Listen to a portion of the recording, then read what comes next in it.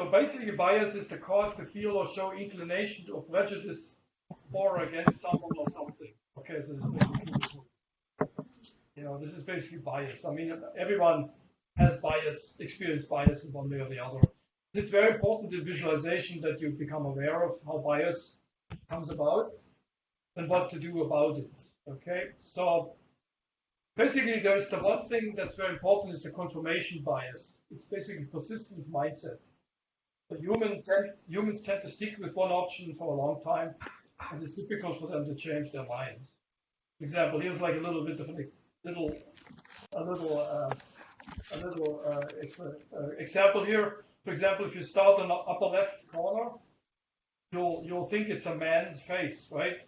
Then you go a little bit to the right, a little bit to the right, a little bit to the right, and then you go to the next line. And eventually you realize it's no longer a man's face. It's now a woman sitting down. Right? So, but it takes a long time. It actually takes you quite a few faces until you finally resist the temptation to think this is still a man's face. And eventually, so this is basically what I mean by persistence of mindset or confirmation bias. Every time you see this picture, you think it's not showing that because his screen is projected. But maybe he can switch it on, but he didn't. But then eventually you switch over. Here's another example. For example, here's another example. So what do you see? Okay, you can tell me, but some people will probably see an old woman, and some people may see a young woman.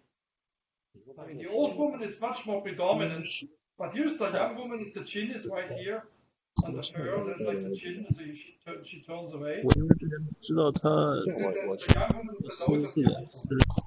Yeah, they're just confused. That's usually what happens the first time. Ben, guys, please turn off the microphone.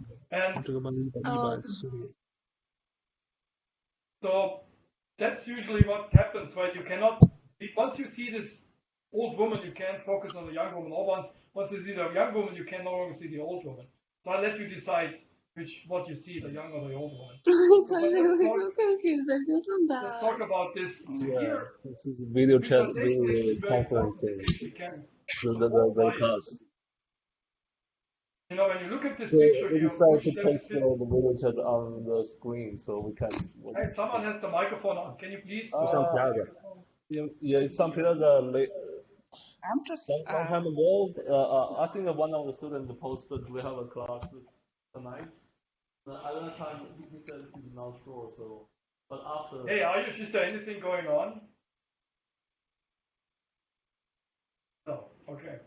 So basically, here you see this Bush deficit and this Obama deficit in the budget deficit. And when you look at this, you always think Bush deficit was so much worse than Obama deficit because it's drawn in red, and the Obama deficit is drawn in blue. And we always think blue is good and red is danger or warning, depending on the culture, of course. But it's not true. The Obama deficit was actually much higher than the Bush deficit. So this is definitely a cultural bias because the Western world, blue is sort of a positive thing, calming thing, and red is an alarming thing. Why? Maybe different in India, maybe different in China.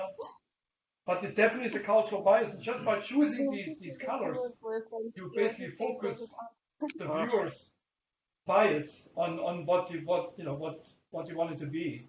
In this case, you wanted to make Bush deficit worse than Obama's deficit, although it wasn't true. So this is like basically one example where color choice linked to cultural bias can give certain messages. Another one is graphical bias. It looks like he's doing it in a classroom. Okay, so here basically you see this pie chart. You see the 3D pie chart. And the 2D pie chart. What? And eventually you'll see that in the 3D pie chart, item C looks almost the same size than item A, just because of perspective distortion, right? Because the 3D pie chart, it's perspectively distorted and it's rendered correctly.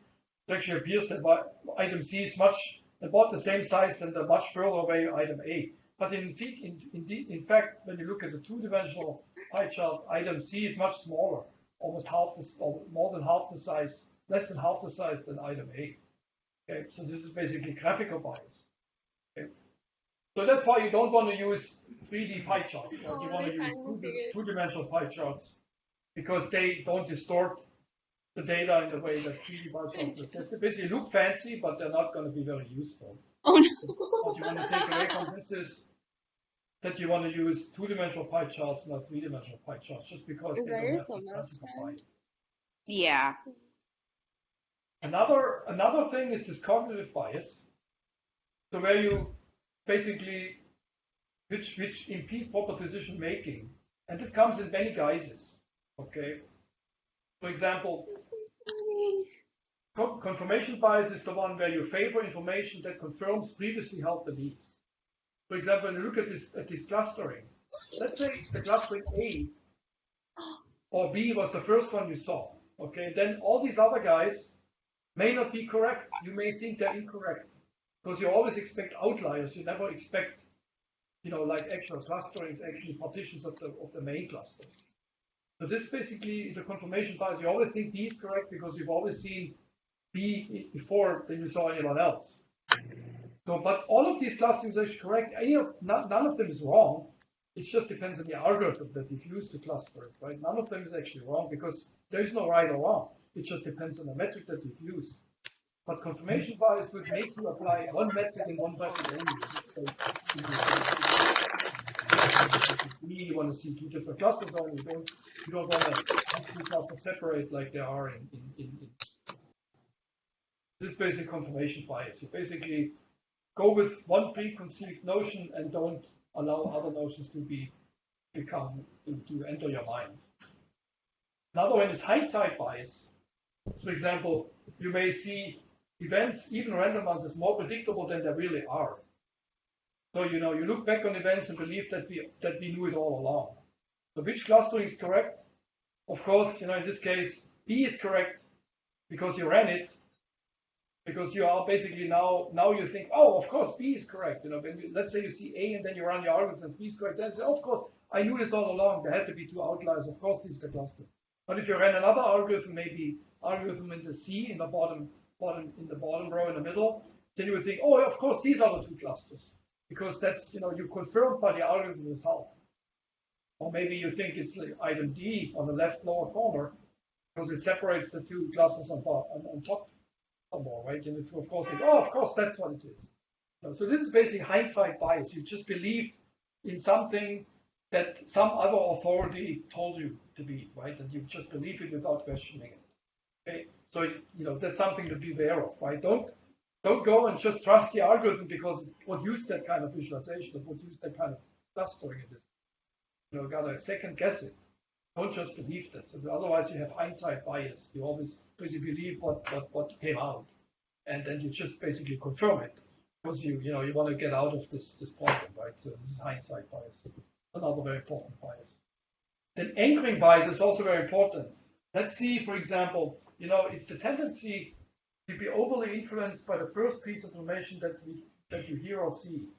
This is also called priming.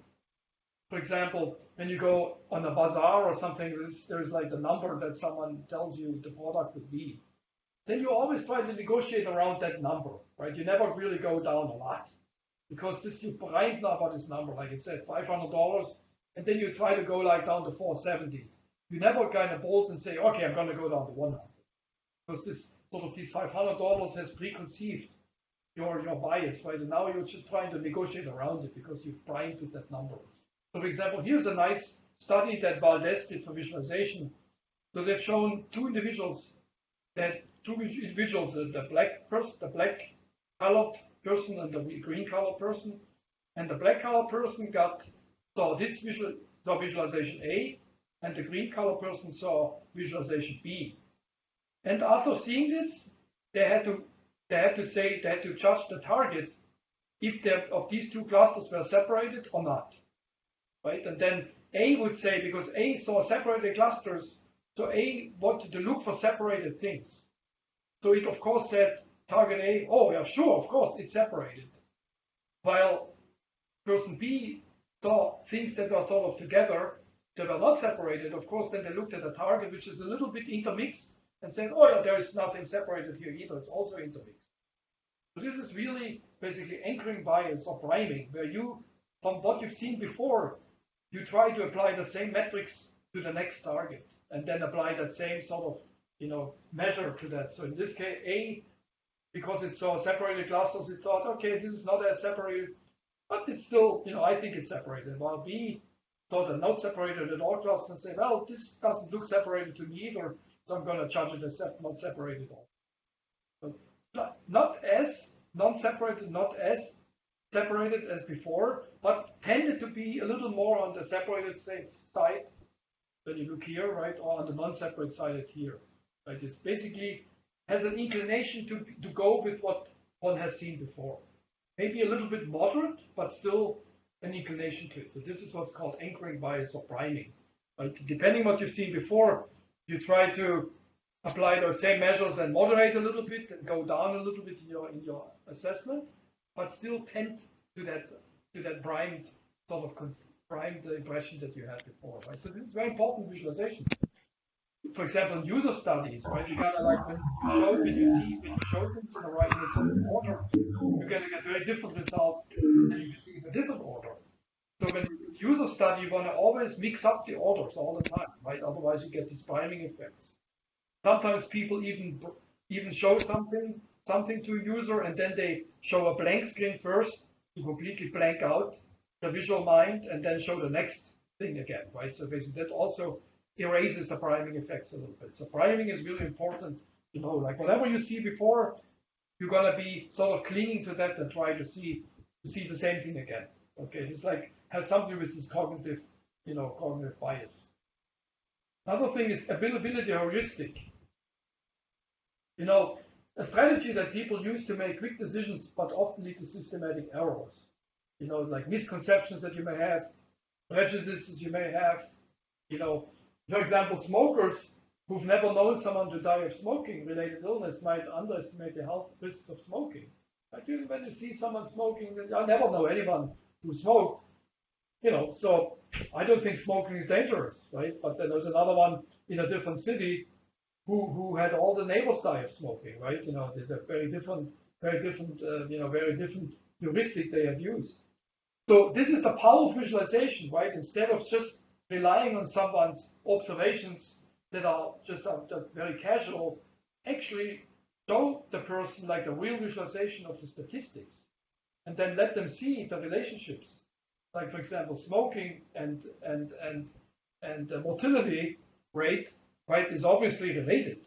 And this will then prime the person's mind, right? Because once they look at this chart, they will remember this relationship and they will say, oh, the more I smoke, the higher goes up my mortality rate, right? So this basically primes the person's brain towards thinking this is memorable and it's long-term memorable. You can, remember it for a long time, and you maybe change your lifestyle because you saw it.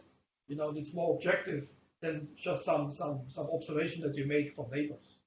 So it's like a mobility heuristic, and here's the visualization that sort of overcomes that. Okay, here's another one, halo effect.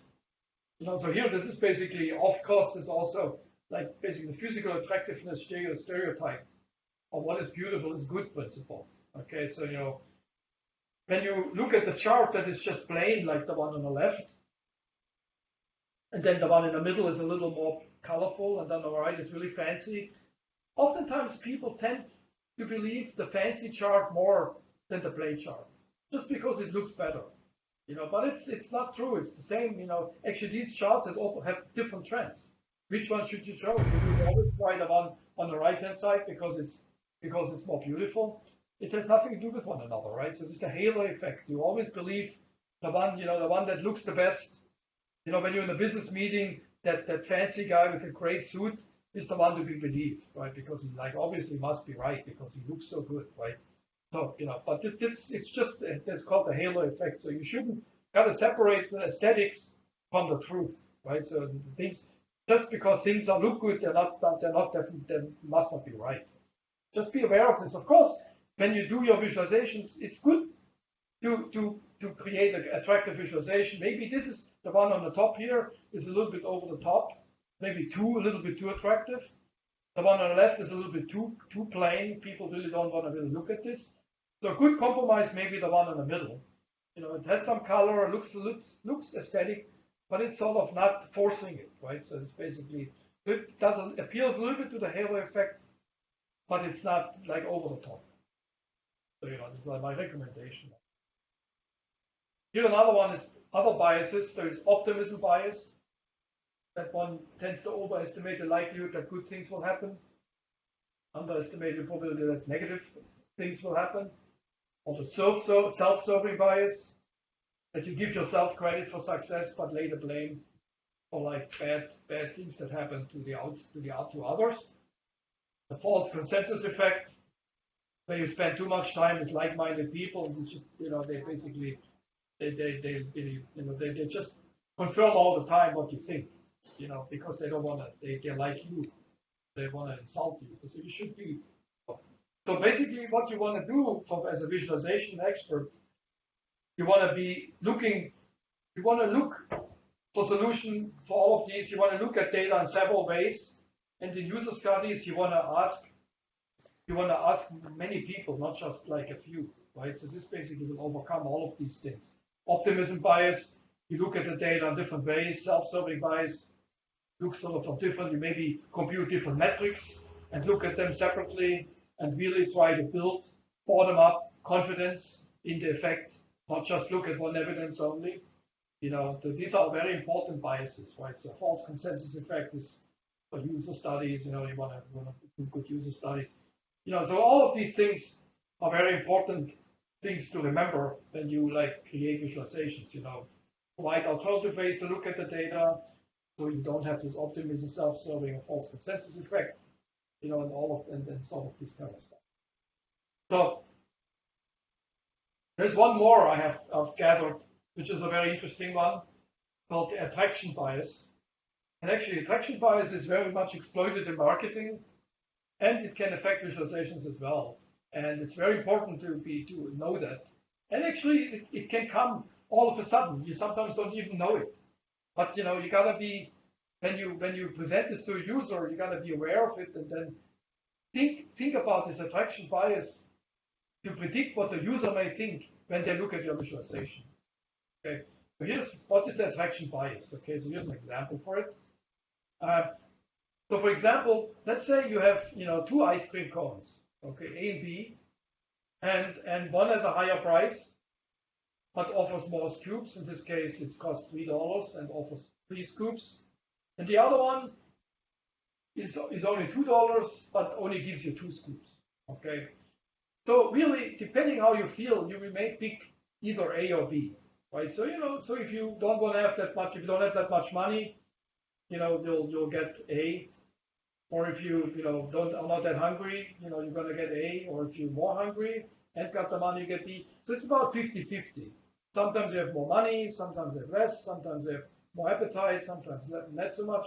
So there's really no bias here, right? It's basically 2 choices. They're priced appropriately. One is that you get less for $2 and more for $3. Okay.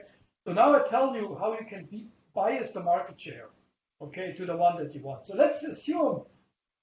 I'm gonna try to boost the market share of the product A. So let's say I'm producer for product A, and I want to make the market share of A bigger. I want to capture more of the market share. So, for example, I can do this. I can offer product C, which is only 1 cone, which 1 scoop, also for $2. Of course, no one would pick that, right? No one would pick that. No one would pick that. It's because it's only 1 scoop for the same price than the 2 scoop. Why would I pick it?